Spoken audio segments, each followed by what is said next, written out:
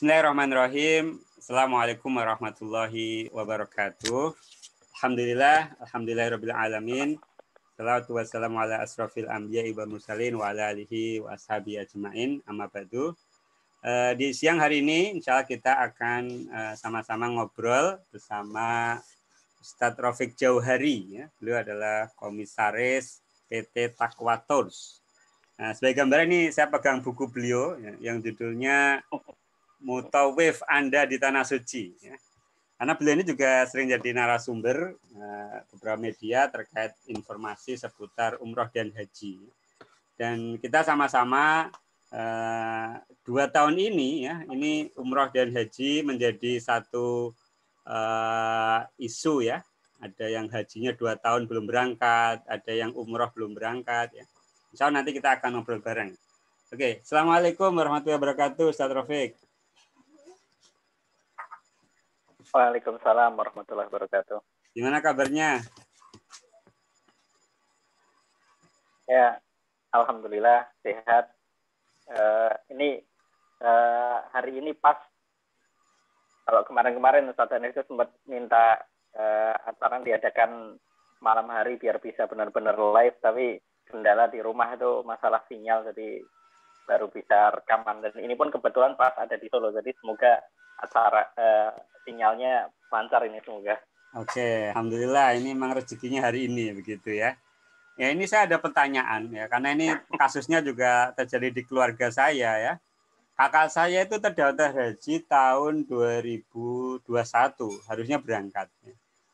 Nah, dan belum berangkat karena yang 2020 juga belum berangkat, apalagi yang tahun 2021. Ya. Ibu saya itu tahun 2020 bulan Maret itu terjadwal berangkat. Tapi pas awal pandemi, umroh ya.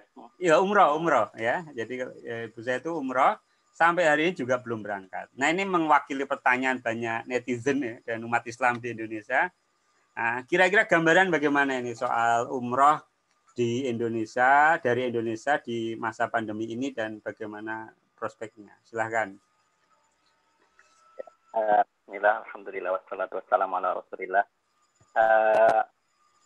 Kondisi pandemi COVID ini memang suatu hal yang tidak terprediksi sebelumnya. Jadi memang benar-benar menjadi suatu hal musibah yang ya tidak bisa dikendalikan. Presiden, kemudian juga Menteri Agama sudah menyatakan ini sebagai force majeure. Dan ketika awal muncul di China, kemudian ditemukan di Singapura kalau nggak salah itu awal 2021, mungkin bulan Januari atau Februari. Betul ya. Setelah itu muncul Malaysia dan selang 1 bulan selanjutnya masuk di Indonesia.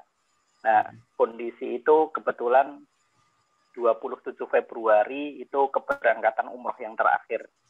Kebetulan ada satu teman dekat saya, pembimbing umroh itu juga pas posisinya itu sedang mengantarkan jamaah, baru terbang dari Solo transit di Malaysia, siap-siap baru akan terbang dari Malaysia menuju ke Jeddah, itu nggak bisa terbang. Jadi umrohnya cuma sampai Malaysia aja, pulang lagi. Ya musibah seperti ini ya karena kendalanya itu masalah kesehatan ya. Jadi ya yang perlu dipahamkan bagi semua orang ya, kalau kendalanya masalah kesehatan ya solusinya harus kesehatannya diselesaikan dulu. Gitu ya. Itu kalau yang sudah sampai Malaysia berarti hangus ya? Kalau udah sampai tengah jalan kayak gitu, uangnya hangus nggak itu? Kan udah kepake itu. Kalau ya kan masalah umroh itu kan ada beberapa komponen ya. Kalau komponen hotel, catering dan lain-lain itu tidak hangus, bisa dikembalikan. Dan rata-rata pihak vendor di Arab Saudi mereka sudah menyelesaikan kewajiban-kewajiban mereka semua, tidak ada yang tertinggal. Nah, kemudian dari pihak maskapai, nah itu beda-beda. Ada yang pihak maskapai yang gagah kalau tiket itu sudah di check-in kan ya otomatis hangus. Tapi ada juga yang mengatakan ya yang terpakai adalah yang sudah digunakan aja. Kalau misalkan Solo ke Malaysia itu yang hangus, tapi Malaysia ke Jeddahnya belum hangus. Jadi kebijakan tiap maskapai beda-beda. Ya istilahnya masih masuk akal lah ya. Namanya uang sudah kepake, nggak akan kembali, kalau yang belum dipakai dikembalikan. Sedangkan kalau yang belum berangkat gimana itu statusnya? Uang yang sudah masuk Biro Umroh tapi belum berangkat sampai hari ini. Jadi data di travel kami sendiri, jadi kebetulan saya pembimbing dan sekarang posisinya kalau di struktur perusahaan saya jadi komisaris utama di PT Takwa Mulyo Wisata. Kami mengenalkan dengan brand Takwatur. Sekarang ini tercatat ada sekitar 300 jamaah yang sudah mendaftar. 200-an diantaranya mungkin uang yang sudah distorkan itu sudah separuhnya. Kemudian ada sekitar 40-an jamaah itu sudah membayar full 100% karena umroh itu ditutup 27 Februari, mereka berangkat itu seharusnya 8 April. Jadi tinggal 1 minggu sebelum keberangkatan sudah pelunasan semua. Kemudian ada juga lebih dari 100 jamaah itu dia posisinya nabung umroh. Jadi dia sudah nabung di bank, uangnya semuanya sudah siap, sekarang ini tinggal mencairkan uangnya. Tapi masih atas nama rekening jamaah semua. Masing-masing. Nah, posisinya ya beda-beda. Untuk jamaah yang masih nabung itu otomatis uangnya tidak akan kami cairkan, masih atas nama jamaah semua. Aman, kemarin ya? Semuanya sudah ya alhamdulillah semua sudah kami berikan surat tertulis, kami sampaikan bahwasanya uangnya aman atas nama jamaah, belum terpakai sama sekali, dan andaikan ada jamaah ada yang ingin membatalkan tidak ada potongan sama sekali. Kemudian untuk jamaah yang sudah full payment, kami sampaikan untuk biaya untuk tiket dan visanya sudah terlanjur terpakai. Pihak maskapai mengatakan tiketnya tidak bisa di-refund, tidak bisa dicairkan, tapi masih bisa di-reschedule. Cuman kita nggak tahu juga ngurus. Iya, cuman nggak tahu reschedule-nya kan kapan. Kapannya nggak jelas, nggak tahu ya. Betul, iya. Ya. Ada sekitar 200-an jamaah yang lainnya uangnya baru terpakai hanya untuk jadi bilang untuk DP ke maskapai aja, paling per tiketnya cuma 2 juta, tapi yang lainnya aman. Oke. Ya intinya kalau semua transparan, terbuka gitu ya kerugian sifatnya ini force major ya. Force major kan sesuatu yang tidak bisa ditolak ya. Semua pihak harus menerima risiko terkait status tergantungnya proses pemberangkatan umroh haji. Oh ya, saya kemarin baca di media itu, yang pertama Indonesia masuk blacklist, masuk Saudi, ya kan? Ya. Boleh masuk, tapi harus 14 hari berada di negara ketiga. Misalkan di Maldives atau di negara mana yang dibolehkan, di karantina baru boleh masuk Saudi. Kemudian berita terbaru, Saudi akan memberikan sanksi bagi warganya yang masuk ke Indonesia. Nah ini bagaimana ini secara pengaruhnya dalam umroh tahun ini bagi jamaah asal Indonesia? Mungkin bisa dijelaskan. Setelah saya tarik ke belakang dulu aja. Jadi kalau dibuat timeline itu tanggal 27 Februari tahun 2020 itu awal mula keberangkatan umroh itu ditunda. Kemudian selanjutnya mendekati akhir 2020 kalau nggak salah sekitar bulan-bulan November itu sempat umroh itu dibuka lagi. Umroh diperbolehkan, termasuk jamaah dari Indonesia pun ada yang berangkat ke sana. Walaupun memang banyak yang kemudian tertahan dengan protokol kesehatan yang sangat ketat di sana. Banyak jamaah yang berangkat dari sini sudah di swab negatif, ternyata sampai sana dikonfirmasi ternyata ada yang positif, dan macam-macam drama-drama yang ada. Kemudian selanjutnya awal 2021 ditutup lagi umrohnya. Kemudian paling cuma ditutup sekitar 1 bulan, kemudian dibuka lagi akhir bulan Januari atau mungkin Februari. Kemudian ditutup lagi setelah itu. Nah, bersamaan dengan penutupan yang ketiga ini, Indonesia tidak hanya sebatas ditutup keberangkatannya, tetapi juga masuk dalam daftar hitam di blacklist. Jadi Indonesia masuk blacklist itu sudah mungkin sekitar setengah tahun terakhir ini. Dan sebenarnya tidak hanya Arab Saudi yang memblacklist kedatangan warga Indonesia, tetapi juga sudah lama tuh Malaysia memblacklist Indonesia. kemudian beberapa negara-negara lain yang protokol kesehatannya ketat ya menganggap penanganan pandemi di Indonesia kurang bagus, akhirnya masuk blacklist. Nah, baru-baru ini mungkin sekitar 1 minggu terakhir tidak hanya sebatas orang Indonesia dilarang ke Arab Saudi, tetapi sebaliknya orang Arab Saudi pun dilarang ke Indonesia. Nah, kemudian sekitar mungkin 4 hari terakhir ini Wakil Menteri Haji di Arab Saudi, jadi urusan haji dan umroh di Arab Saudi itu dipegang oleh kementerian khusus.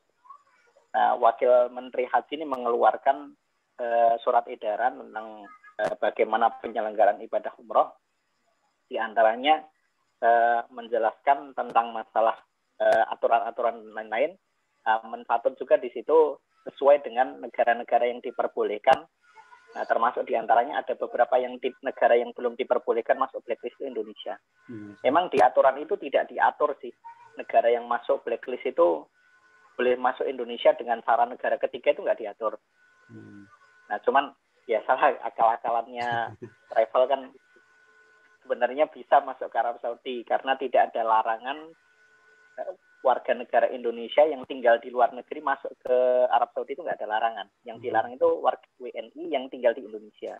Begitu ya. Nah, akhirnya akal-akalan travel kan gimana caranya biar bisa masuk ke Arab Saudi? Ya udah transit dulu ke negara yang lain, tinggal dulu di situ 14 hari, yakinkan ke semua pihak bahwasanya ini selama 14 hari itu di karantina, nggak kemana-mana, baru kemudian masuk ke Arab Saudi. Gitu. Nah, cuman ya itu masih baru wacana aja sih.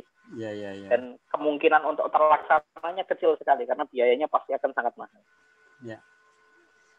Saya kemarin baca ada salah satu calon jamaah umroh itu bersedia berapapun biayanya akan bayar gitu ya. Nah, maksudnya tadi ya harus biaya misalkan 14 hari di negara ketiga kan berarti otomatis transport, hotel, makan di sana 14 hari ya. Kemudian otomatis nanti ke Saudi, kemudian nanti balik ke Indonesia kan juga ada karantina begitu kan. Nah, mungkin enggak gitu ya kalau ada seorang calon jamaah umroh yang mau bayar berapapun, apakah pihak biro umroh bersedia dan sanggup menjadi penyelenggara gitu ya atas niat jamaah tersebut begitu?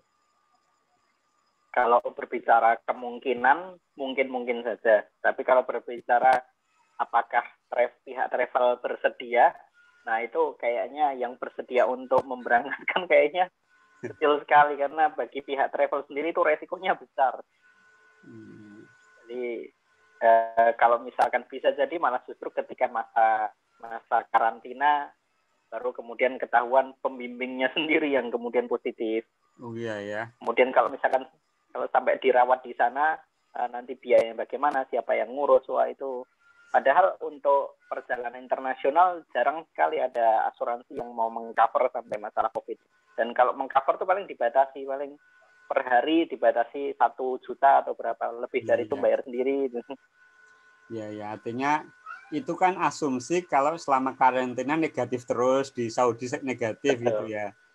Belum mengasumsikan kalau positif ini planning dari pihak travel bagaimana ini perlu difikirkan juga ya berarti ya. Maksudnya ada risiko kesehatan yang harus ditanggung di luar negeri ya. Ini jadi sampai sejauh ini setahu antum ada nggak biro travel yang sudah jual paket untuk tahun ini? Sudah ada belum? Mungkin dari asosiasi. Kalau dari pihak asosiasi justru sepakat semuanya. Jadi asosiasi umroh sekarang ada 5 atau 6 asosiasi, semuanya sepakat bahwasanya penanganan kesehatan itu didahulukan dibandingkan mengusahakan umroh itu dipaksakan dalam kondisi seperti ini. Tapi kalau yang koar-koar kami siap memberangkatkan, ada beberapa, tapi mereka nggak berani mencantumkan biayanya berapa, kemudian bagaimana jadwal kegiatannya, paket kegiatannya seperti apa, nggak berani dicantumkan. Karena kalau dia mencantumkan, pasti akan dicecar sama travel yang lain, itu nggak masuk akal itu. Itinerary-nya ya, Pak ya, setelah itu itinerary jadwal kegiatan. Ini kan sesuatu yang baru ya, maksudnya Biro Umroh mungkin belum terbayangkan situasi seperti saat ini dan bagaimana menyiasatinya itu belum ya, belum ada mungkin semacam diskusi di asosiasi atau audiensi dengan pihak regulator itu belum ya? Justru malah dari pihak asosiasi malah justru mendukung supaya umroh ditahan dulu lah karena kondisinya masih seperti ini.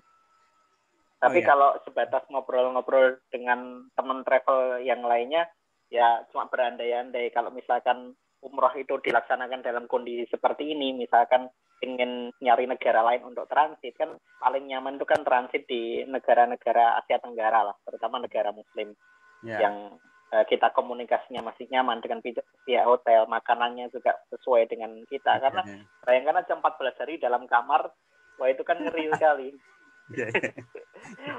Kita mau pesan makanan dari luar aja, makanannya nggak sesuai dengan lidah kita, malah justru tambah masalah lagi. Padahal kalau negara sesama di Asia Tenggara, ya tahu sendiri untuk Malaysia bagaimana ketatnya. Singapura juga katanya belakangan ini memasukkan Indonesia dalam blacklist juga. Apalagi negara-negara yang lainnya. Filipina juga memblacklist kalau nggak salah. Jadi mau kemana? Istilahnya itu 11-12 lah ya situasinya antara kita dengan negara Asia Tenggara ya. Oh ya, ini ngomong-ngomong ini ya. Lalu Biro Umroh selama 2 tahun ini kan nggak ada perjalanan yang signifikan kecuali mungkin beberapa yang tahun kemarin uji coba tadi ya. Kira-kira apa yang switch yang banyak dilakukan oleh Biro Umroh, kemudian bagaimana, apakah kayak manasik itu juga masih dilakukan untuk yang sudah mendaftar gitu. Artinya ini buat gambaran buat masyarakat yang tidak terlibat dalam Biro Umroh. Apakah selama 2 tahun ini Biro Umroh kemudian mengalihkan strategi misalkan wisata dalam negeri atau bagaimana? Mungkin bisa sharing saja gitu. Ya, kemarin saya baru aja ditanya ada salah satu reporter media meliput saran dari Dirjen Penyelenggaraan Haji Umroh di Kemenak RI. Dia menyarankan supaya travel umroh itu mengadakan wisata religi dalam negeri. Nampaknya beliau ya update kalau sekarang itu kondisinya lagi PPKM, gimana mau wisata dalam negeri itu. Jadi ada salah satu teman di Jawa Tengah sini, dia punya tempat manasik umroh besar di Semarang sana. Saya tanya, mana Mas? Ya, di mana Mas? Ka'bahnya buka enggak di situ? Wah, yang lokalan juga tutup Mas. Karena tidak boleh dibuka oleh pemerintah. Jadi kita mau wisata dalam negeri gimana Mas? Nah, cuman secara umum gambaran travel, entah itu travel umroh ataupun travel domestik atau travel internasional umum yang lainnya, sekarang ini kalau saya baca di media laporan dari beberapa asosiasi, lebih dari 90% karyawannya dirumahkan. Jadi kondisinya memang sangat ngeri sekali. Banyak travel yang sudah tidak memiliki karyawan, travel yang kantornya itu statusnya sewa, tidak diperpanjang lagi. Dan banyak juga di antara travel yang sekarang ownernya ya terkena musibah, meninggal dunia juga banyak. Ya, memang ini musibah yang semua terdampak ya. Tidak hanya sekolah yang harus harus online, kemudian pengusaha kaki lima yang sering kena razia PPKM ya, termasuk pengusaha Biro Umroh sendiri juga terdampak langsung di core bisnisnya begitu ya. Nah ini dan gimana? Lebih ngeri dibandingkan yang lain. Kalau sekolah itu kan paling cuma SPP-nya bayarnya telat, tapi gurunya masih bisa bekerja, dan juga nggak ada kayaknya cerita guru kok gajinya dipotong. Terus habis itu pekerja-pekerja yang lainnya masih bisa buka walaupun memang nggak seperti biasanya. Tapi kalau umroh itu benar-benar nol, tidak ada pendapatan, tapi pengeluarannya keluar terus. Jadi ini luar biasa. Ya, mungkin antum bisa sharing ya bagaimana Taqwa Tours menyiasati situasi seperti saat ini. Mungkin juga menjadi motivasi buat yang lain gitu ya. Bagaimana menghadapi yang situasi tidak terduga dan kita harus beradaptasi. Mungkin bisa cerita saja gimana? Ya, uh, gimana ya? Sebelum pandemi ini terus terang sebenarnya kami dalam masalah keuangan cukup ketat sekali. Dibandingkan travel yang lain mungkin bisa dibilang kantor kami tidak sebagus travel yang lainnya. Mungkin kendaraan yang kami gunakan tidak sekeren yang lainnya. Tapi kami sedang menabung rencana pengen membuka kantor di tempat lain. Terus terang saya itu lagi nabung, menyiapkan uang untuk membeli tanah. Kemudian mungkin sekitar 1 atau 2 bulan sebelum pandemi itu udah siap-siap mau deal-dealan tanah itu. Tinggal kurang dikit saya nawar nggak dapat. Ya udahlah saya bilang memang belum rezekinya. Sebenarnya mau nambah lagi uangnya masih ada anggaran, cuman kalau nggak sesuai anggaran yang saya budgetkan ya nggak usah lah, nanti lagi aja, toh ini nggak terlalu mendesak. Baru kayak gitu tiba-tiba ada pandemi. Jadi alhamdulillah posisi keuangan tabungan perusahaan kami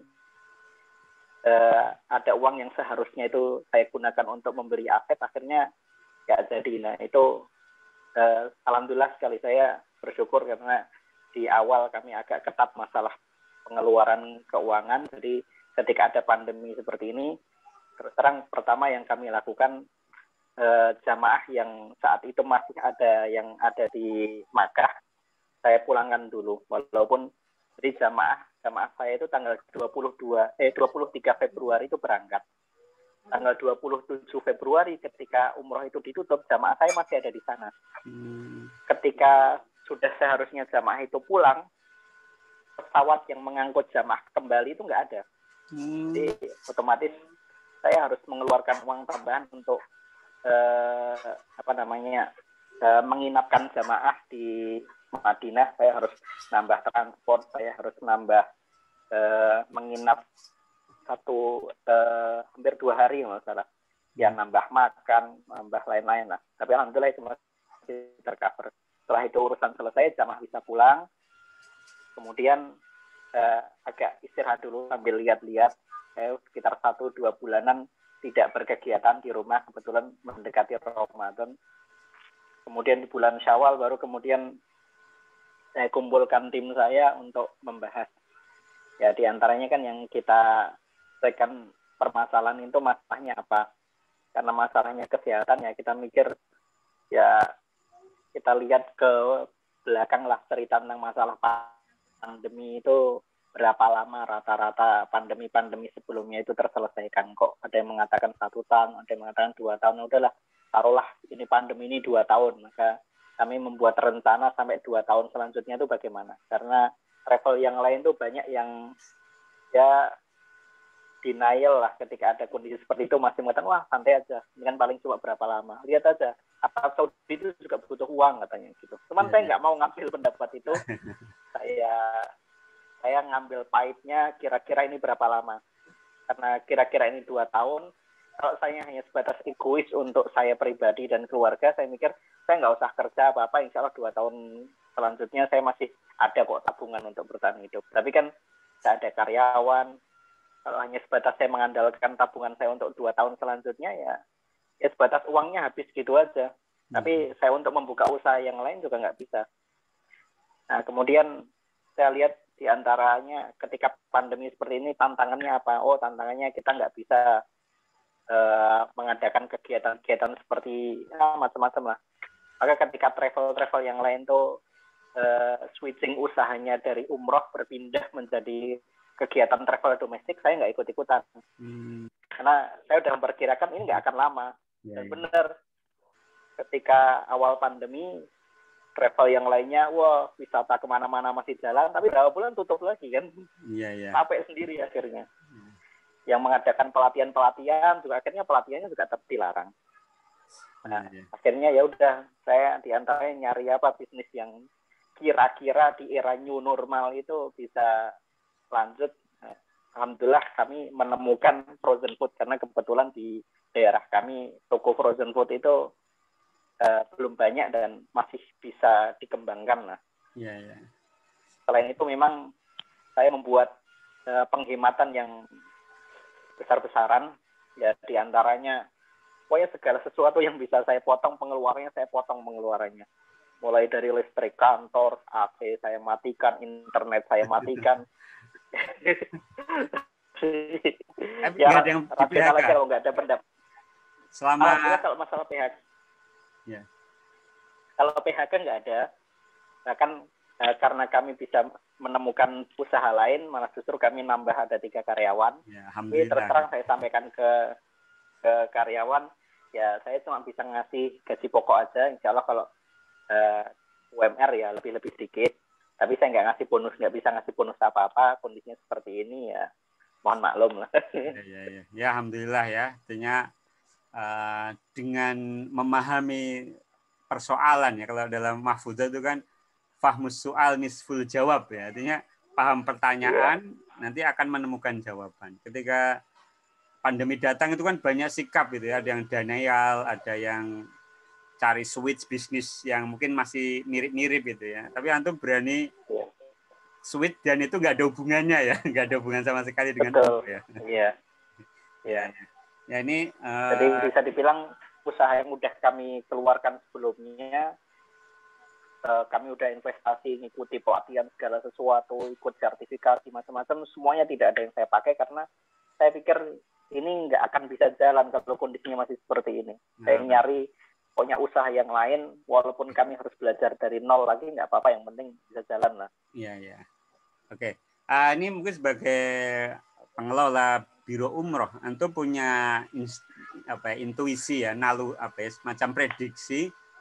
Ini kira-kira prospek umroh selama setahun ini bagaimana dan kira-kira berapa lama lagi akan normal begitu. Mungkin ya sebagai pelaku lapangan di biro umroh bisa sharing dengan kita. Silakan. Kalau perkiraan saya kan yang terpenting itu data di Indonesia itu diperbaiki dulu lah.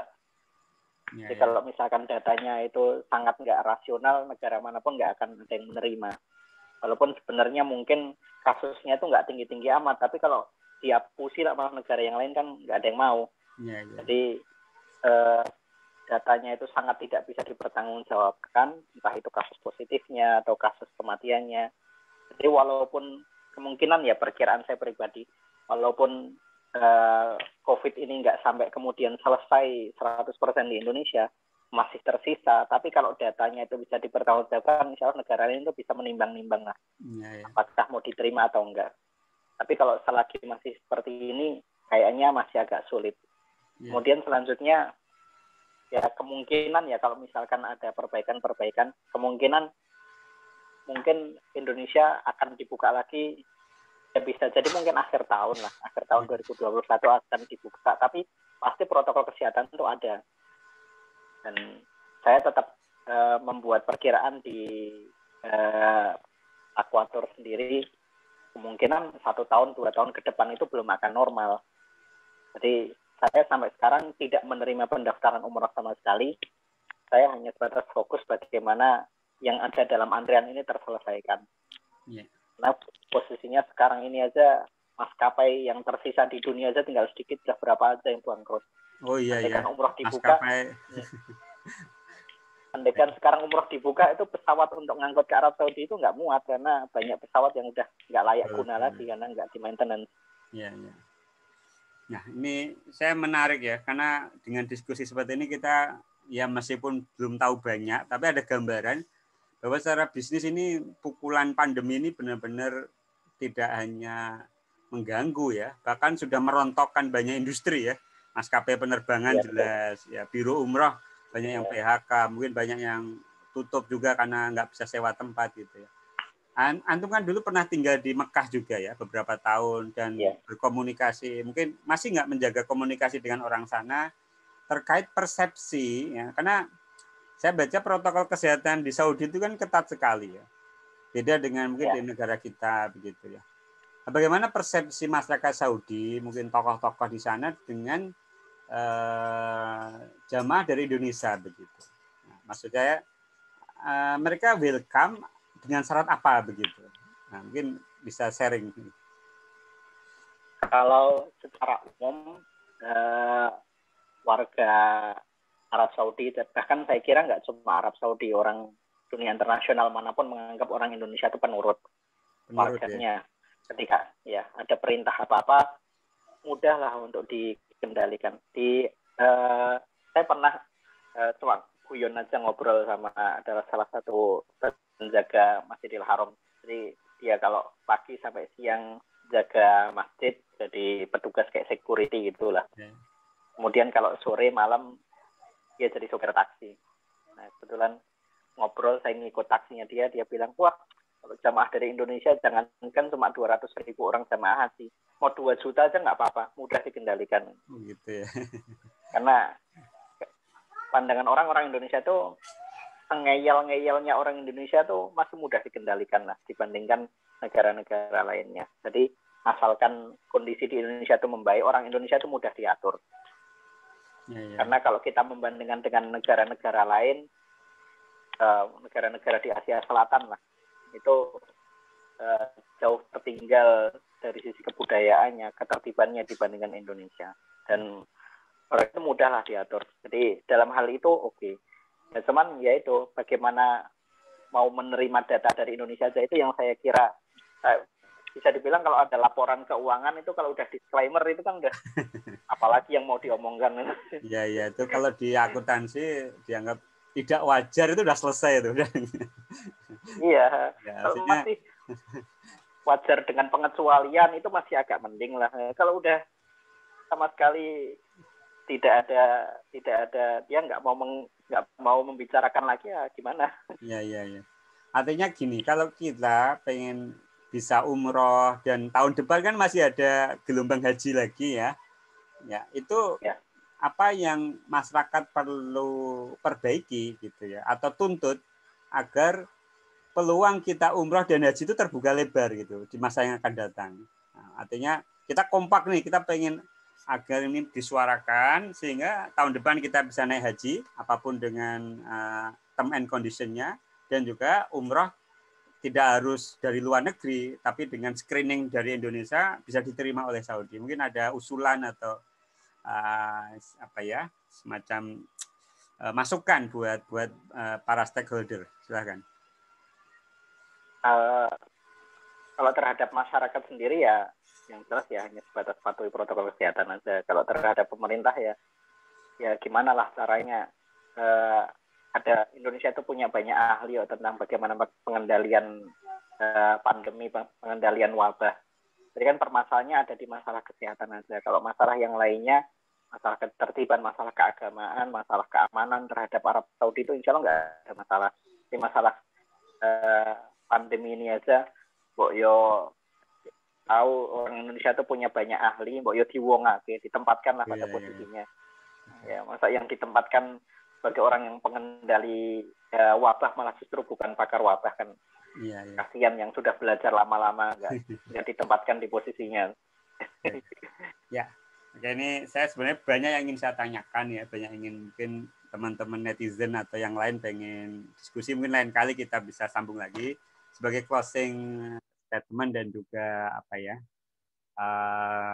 terhadap wawancara ini. Saya ingin mungkin dari antum ada apa yang perlu kita perbaiki dan untuk menghadapi pandemi ini ya. Karena pandemi ini kan kita mulainya nggak ada yang bisa menduga, akhirnya juga sampai hari ini tidak ada satupun pakar yang bisa memastikan tanggal ini selesai, itu nggak ada. Nah, ketidakpastian ini kan berdampak kepada semua orang ya. Mungkin kalau antum di Biro Umroh, antum sudah menyikapi dengan cara-cara yang tadi diceritakan. Nah, mungkin antum sebagai closing statement bisa memberi inspirasi buat kita semua apa yang perlu kita perbaiki dan kita mulai agar kita ridho dengan pandemi ini dan bisa menyikapi dengan lebih baik lagi. Silakan. Mungkin yang bisa saya sampaikan ya, karena kita terus terang saya kondisinya sekarang ini lagi ada beberapa anggota keluarga saya yang walaupun bukan keluarga dekat tapi masih menjalin hubungan baik dengan saya, posisinya sekarang lagi positif dan kondisinya sedang tidak baik-baik saja. Kebetulan kondisi kesehatannya sedang menurun dan sudah ada beberapa anggota keluarga dekat saya yang dalam posisi COVID seperti ini terkena kemudian akhirnya meninggal dunia. Jadi yang mungkin yang bisa saya sampaikan ya bagaimana caranya kita mempersiapkan diri aja. Ya kita ini adalah salah satu makhluknya Allah. Kita akan kembali kepada Allah dan ketika kita kembali itu bukan kembali begitu aja. Kita akan kembali dengan dipertanggungjawabkan dihisab apa perbuatan kita, termasuk juga bagaimana dalam menghadapi pandemi ini, apa ikhtiar yang sudah kita lakukan. Ya, ikhtiar dalam amal soleh kita, apakah kita sudah bagus amal solehnya, begitupun juga dalam menjaga keluarga kita, menjaga orang di sekitar kita dalam masalah pandemi ini supaya tidak memberikan madorot bagi orang banyak. Ya, itu mungkin yang perlu ditekankan. Saya dulu waktu tinggal di Makkah sempat bertemu ada salah satu orang Indonesia yang menjadi dosen di Universitas Ummul Qura. Bukan dosen keagamaan, tapi dia dosen diangkat jadi guru besar dalam bidang teknik mesin malahan justru di sana. Ya cerita sering mengingatkan pada anak-anaknya, tapi di hadapan saya juga, ya kita nggak pernah tahu apa yang akan terjadi bagi kita. Ya yang penting persiapkan diri aja. Kita boleh bercita-cita, kita boleh berandai-andai pandemi akan selesai dalam berapa lama, usaha kita akan seperti apa, tapi udah yang penting persiapkan diri dulu aja lah. Kita nggak tahu nanti Allah itu akan memberikan bagi kita itu apa. Apakah diberikan kesehatan sampai selesainya pandemi, atau bisa juga Allah kemudian menakdirkan kita sebelum pandemi selesai, kita duluan yang selesai mungkin usianya. Allah alam, tapi ya siap-siap dulu aja lah. Ini terima kasih banyak jazakallah khairan Ustaz Rafiq Johari atas inspirasi, cerita ya dan juga motivasi buat kita semua. Ya, semoga yang punya niat kuat untuk umroh dan haji Allah kabulkan ya. Yang jamaah yang mungkin sedang sakit Allah sembuhkan dan Allah berikan takdir yang terbaik buat kita semua ya. Kita berikan Allahumma sabbitna indal mauti bila ilaha illallah. Nah, terima kasih banyak. Kita cukupkan diskusi kita siang hari ini. Qulu qouli hadza astaghfirullahi wa lakum. Assalamualaikum warahmatullahi wabarakatuh. Waalaikumsalam warahmatullahi wabarakatuh.